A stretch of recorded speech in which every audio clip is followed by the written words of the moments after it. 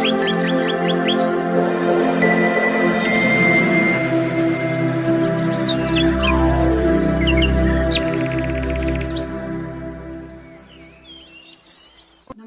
Friends, ನಾನು ಶ್ವೇತಾ ರಾಜೇಂದ್ರನ್ ಮಾತಾಡ್ತಾ ಇರೋದು. ಲಕ್ಷ್ಮಿತಾ ರಾಯರ ಮಗಳು ಕನ್ನಡ ಯೂಟ್ಯೂಬ್ ಚಾನಲ್ಗೆ ತಮ್ಮೆಲ್ಲರಿಗೂ ಆತ್ಮೀಯವಾದ ಸ್ವಾಗತ. ಸ್ನೇಹಿತರೆ, ಸುಮಾರಾಗಲೇ 3 ದಿನ ಆಯಿತು ವಿಡಿಯೋ ಹಾಕಿ. ಯಾಕೆ ವಿಡಿಯೋ ಹಾಕಿಲ್ಲ ಅಂತ ಕೇಳ್ತಾ ಇದ್ರಿ. ಸ್ವಲ್ಪ ನನಗೆ ಪರ್ಸ್ನಲ್ ಕೆಲಸಗಳಿತ್ತು, ಹಾಗಾಗಿ ವಿಡಿಯೋ ಮಾಡೋಕ್ಕಾಗಿಲ್ಲ. ಅದಕ್ಕಾಗಿ ಕ್ಷಮೆ ಕೇಳ್ತೀನಿ. ಸ್ನೇಹಿತರೆ, ನಾನಿವತ್ತು ನಿಮಗೆ ಯಾವ ವಿಷಯದ ಬಗ್ಗೆ ನಾನು ಮಾಹಿತಿ ಕೊಡ್ತಾ ಇದ್ದೀನಿ ಅಂದರೆ, ಸ್ನೇಹಿತರೆ ಬಂದು ನೋಡಿ, ನಾಳೆ ಸಂಕಷ್ಟ ಚತುರ್ಥಿ ಇರೋದ್ರಿಂದ ನೀವು ನಿಮ್ಮ ಕಷ್ಟಗಳು ಏನೇ ಇರಲಿ ಅಂಥ ಕಷ್ಟಗಳನ್ನ ನೀವು ಗಣೇಶನ ಹತ್ರ ನೀವು ಹೇಳ್ಕೊಳ್ಳೋದ್ರಿಂದ ನಿಮ್ಮ ಸಮಸ್ಯೆಗಳು ಖಂಡಿತವಾಗ್ಲೂ ಪರಿಹಾರ ಆಗುತ್ತೆ. ಅದಕ್ಕೆ ನೀವು ಮಾಡಬೇಕಾಗಿರೋದು ಒಂದು ಪುಟ್ಟ ತಂತ್ರನ ಅಥವಾ ಒಂದು ಪುಟ್ಟ ಉಪಾಯನ ನೀವು ಮನೆಯಲ್ಲಿ ಮಾಡ್ಕೊಳ್ಳೋದ್ರಿಂದ ಅಥವಾ ನಾನು ಹೇಳೋ ರೀತಿಯಲ್ಲಿ ನೀವು ಮಾಡ್ಕೊಳ್ಳೋದ್ರಿಂದ ನಿಮ್ಮ ವಿಶಸ್ ಅಂದರೆ ನಿಮ್ಮ ಬೇಡಿಕೆ ಎಂಥದ್ದೇ ಇರಲಿ, ಅದು ನಿಮಗೆ ಒಂದು 21 ದಿನದೊಳಗಡೆ ನಿಮಗೆ ಅದು ನೆರವೇರೋದಕ್ಕೆ ನಮ್ಮ ಯೂನಿವರ್ಸಸ್ ಅಂದರೆ ನಮ್ಮ ಸುತ್ತಮುತ್ತ ಇರೋವಂಥ ವಾತಾವರಣದಲ್ಲಿರೋಂಥ ಅಶ್ವಿನಿ ದೇವತೆಗಳು ನಮಗೆ ಅಷ್ಟು ಅನ್ನೋದಕ್ಕೆ ಸಹಾಯ ಮಾಡಿಕೊಡುತ್ತೆ. ಅದಕ್ಕೋಸ್ಕರ ನೀವು ಏನು ಮಾಡಬೇಕು ಅಂತಂದರೆ, ನಾಳೆ ನೀವು ಯಾವಾಗಾದರೂ ಮಾಡ್ಕೊಬೋದು. ಅಂದರೆ ಬೆಳಗ್ಗೆ ಮಾಡ್ಕೊಬೋದು, ಇಲ್ಲ ಮಧ್ಯಾಹ್ನ ಮಾಡ್ಕೊಬೋದು, ಇಲ್ಲ ಸಂಜೆ ಮಾಡ್ಕೊಬೋದು. ಆದರೆ ಸಂಕಷ್ಟ ಚತುರ್ಥಿ ದಿನ ನಾವು ಅದನ್ನು ಮಾಡೋದ್ರಿಂದ ಯಾಕೆ ಅದು ಬೇಗ ನಮಗೆ ಸಕ್ಸಸ್ ಕೊಡುತ್ತೆ ಅಂದರೆ, ಅದರಲ್ಲಿ ಗಣೇಶ ಎಲ್ಲ ವಿಘ್ನಗಳನ್ನ ನಿವಾರಣೆ ಮಾಡುವಂಥ ಗಣೇಶ ಆಗಿರೋದ್ರಿಂದ, ಅದರಲ್ಲೂ ಸಂಕಷ್ಟ ಚತುರ್ಥಿ ದಿನ ನಾವು ನಮ್ಮ ವಿಶಸ್ ಅಂದರೆ ನಮ್ಮ ಮನಸ್ಸಲ್ಲಿರೋಂಥ ಆಸೆಗಳನ್ನ ಗಣೇಶನ ಮುಂದೆ ನಾವು ಹೇಳ್ಕೊಂಡು ನಾವು ಅದನ್ನು ಬೇಡಿಕೆ ಇಟ್ಟಾಗ ಅದು ನಮಗೆ ಬೇಗ ಸಿದ್ಧಿ ಆಗೋದಕ್ಕೆ ಅಥವಾ ಬೇಗ ಕಾರ್ಯರೂಪಕ್ಕೆ ಅದು ಬಂದು ಸಕ್ಸಸ್ ಮಾಡಿಕೊಡೋದಕ್ಕೆ ಗಣೇಶ ದೇವರು ನಮಗೆ ಆಶೀರ್ವಾದ ಮಾಡ್ತಾರೆ. ಅದಕ್ಕೋಸ್ಕರ ನೀವು ಯಾವುದೇ ದುಡ್ಡು ಖರ್ಚು ಮಾಡಬೇಕಾಗಿಲ್ಲ, ಪೂಜೆ ಮಾಡಬೇಕಾಗಿಲ್ಲ, ಸ್ನಾನ ಮಾಡಬೇಕಾಗಿಲ್ಲ, ಮಡಿ ಮೈಲಿಗೆ ಬೇಕಾಗಿಲ್ಲ, ನೀವು ಏನು ಖರ್ಚು ಮಾಡಬೇಕಾಗಿಲ್ಲ, ಶ್ರಮನೂ ಪಡಬೇಕಾಗಿಲ್ಲ. ನೀವು ಮಾಡಬೇಕಾಗಿರೋದು ಒಂದೇ ಒಂದು ನಂಬಿಕೆಯಿಂದ ನೀವು ಮಾಡಬೇಕು. ಅದೇನಪ್ಪ ಅಂತ ಅಂದರೆ, ಜೊತೆ ದೇವತೆಗಳಿರೋದ್ರಿಂದ ನಮ್ಮ ಇಷ್ಟಾರ್ಥಗಳು ನೆರವೇರೋದಕ್ಕೆ ಅದು ಸಹಾಯ ಮಾಡಿಕೊಡುತ್ತೆ. ಅದಕ್ಕೋಸ್ಕರ ನೀವು ಏನು ಮಾಡಬೇಕು ಅಂತಂದರೆ ನೋಡಿ, ಈಗ ನಾನು ಹೇಳ್ಕೊಡೋ ರೀತಿ ಮಾಡಿ ಒಂದು ದೊಡ್ಡದಾಗಿ ಒಂದು ಸರ್ಕಲ್ ಹಾಕೊಳ್ಳಿ.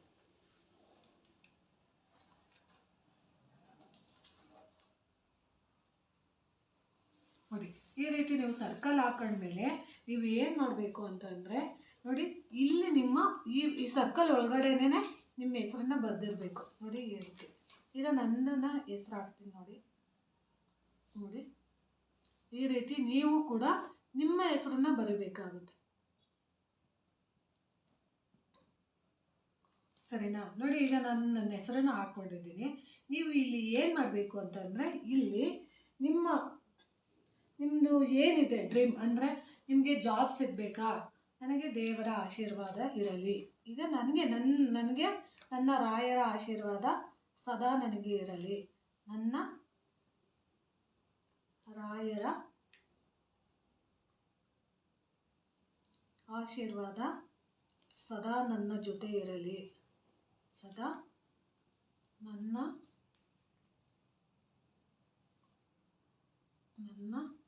ಜೊತೆಯಲ್ಲಿ ಇರಲಿ. ಈಗ ಇದು ನನ್ನ ಆಸೆ, ಸರಿನಾ?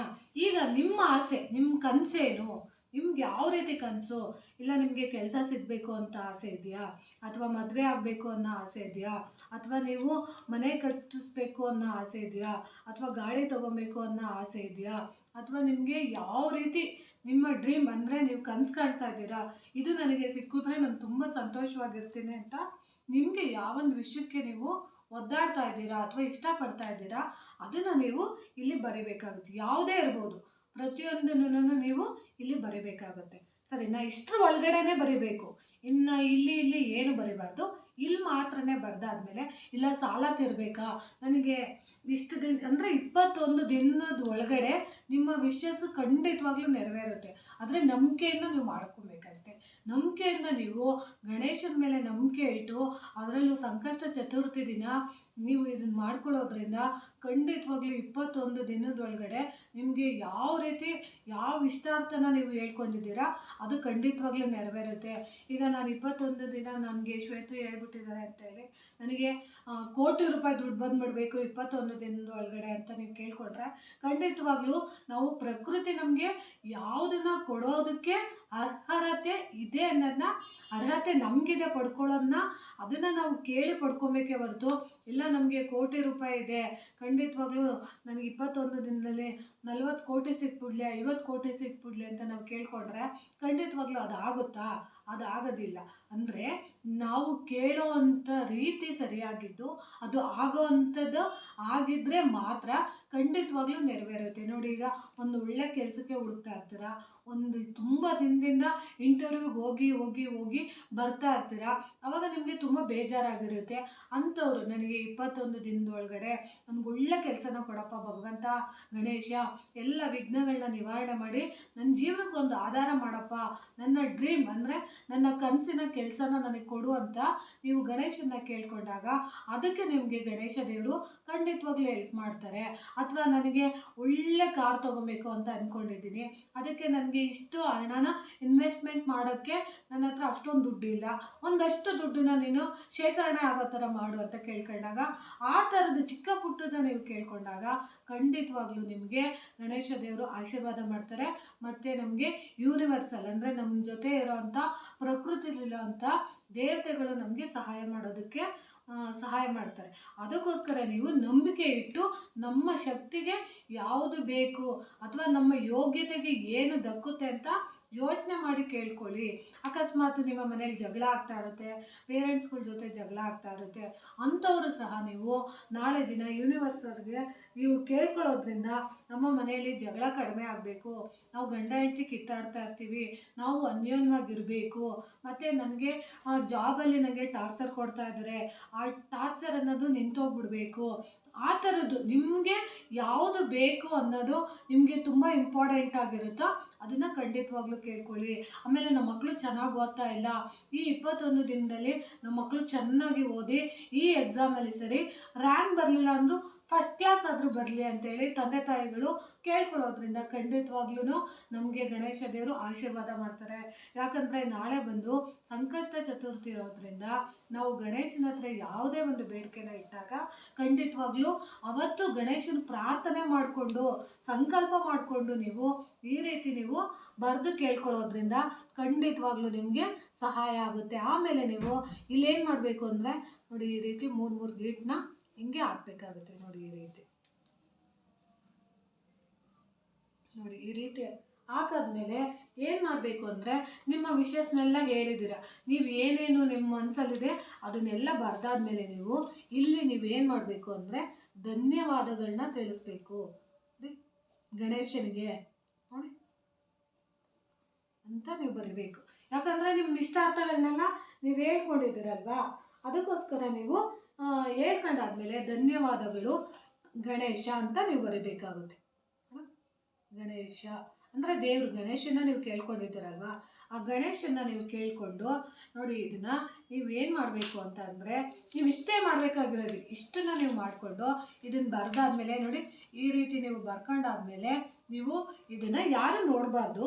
ಇದನ್ನು ನೀವೇನು ಮಾಡಬೇಕು ಅಂತಂದರೆ ಒಂದು ರೀತಿ ಇದಕ್ಕೆ ಫೋಲ್ಡ್ ಮಾಡಿಬಿಟ್ಟು ನೀವು ನೋಡಿ ಈ ರೀತಿ ಇರುತ್ತಲ್ಲ ನೋಡಿ, ಈ ರೀತಿ ನೀವು ಫೋಲ್ಡ್ ಮಾಡಿಬಿಟ್ಟು ಇದನ್ನು ತಗೊಂಡೋಗಿ ನೀವು ನಿಮ್ಮ ಮನೆಯಲ್ಲಿರೋ ಅಂಥ ಗಣೇಶನ ಫೋಟೋದ ಹತ್ರ ಇದನ್ನು ಇಟ್ಬಿಡಬೇಕು.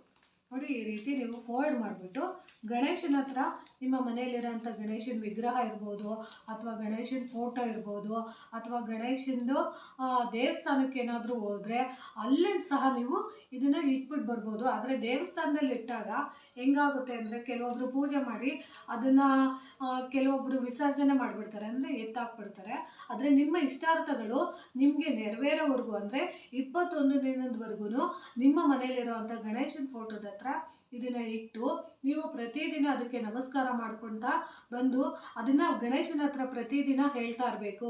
ನನಗೆ ಈ ರೀತಿ ಬೇಡಿಕೆನ ನಾನು ಇಟ್ಟಿದ್ದೀನಿ ಗಣೇಶ, ಖಂಡಿತವಾಗ್ಲೂ ನನಗೆ ಸಕ್ಸಸ್ ಮಾಡಿಕೊಡಿ ಅಂತ ಹೇಳ್ಬಿಟ್ಟು ಗಣೇಶನಿಗೆ ಇದ್ರ ಮೇಲೆ ನಿಮಗೆ ಸಾಧ್ಯ ಆದರೆ ನಿಮ್ಮ ಹತ್ರ ಇಲ್ಲ ನನಗೆ ಇದನ್ನು ಮಾಡ್ತೀನಿ ಅನ್ನೋ ನಂಬಿಕೆಯಿಂದ ಮಾಡೋರು ಸಾಧ್ಯ ಆದರೆ ಇದ್ರ ಮೇಲೆ ಒಂದೊಂದು ಗರಿಕೆ, ಅಕಸ್ಮಾತ್ ಎಲ್ಲಾದ್ರೂ ಗರಿಕೆ ಸಿಕ್ಕಿದ್ರೆ ನೀವು ಇದ್ರ ಮೇಲೆ ಗರಿಕೆನ ಒಂದೊಂದನ್ನ ಇಡಿ. ಜಾಸ್ತಿ 21 ಸಿಗಲ್ಲ ಅನ್ನೋರು ಅಟ್ಲೀಸ್ಟ್ ಒಂದು ಗರಿಕೆನಾದ್ರೂ ಇದ್ರ ಮೇಲೆ 21 ದಿನ ನೀವು ಒಂದೊಂದು ಗರಿಕೆನ ಇಡ್ತಾ ಬನ್ನಿ.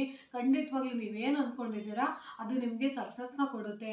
ಅಕಸ್ಮಾತ್ ನಿಮ್ಮ ಕೈಲಿ ಗರಿಕೆ ಸಿಗಲಿಲ್ಲ ಅಂದರೂ ಪರವಾಗಿಲ್ಲ, ಒಟ್ಟಿನಲ್ಲಿ 21 ದಿನ ನೀವು ಗಣೇಶನ ಪ್ರಾರ್ಥನೆ ಮಾಡ್ಕೊಳ್ಳಿ.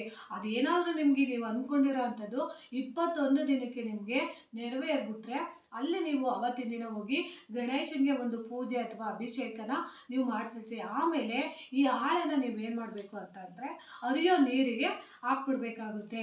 ನಿಮ್ಮ ಆಸೆಗಳೆಲ್ಲ ನೆರವೇರಾದ್ಮೇಲೆ ನೀವು ಹರಿಯೋ ನೀರಿಗೆ ಇದನ್ನು ತಗೊಂಡೋಗ್ಬಿಟ್ಟು ಬಿಟ್ಬಿಟ್ರೆ ಸಾಕು. ಇಷ್ಟೇ, ಇಲ್ಲಿ ನೀವು ಏನು ಖರ್ಚು ಮಾಡಬೇಕಾಗಿಲ್ಲ.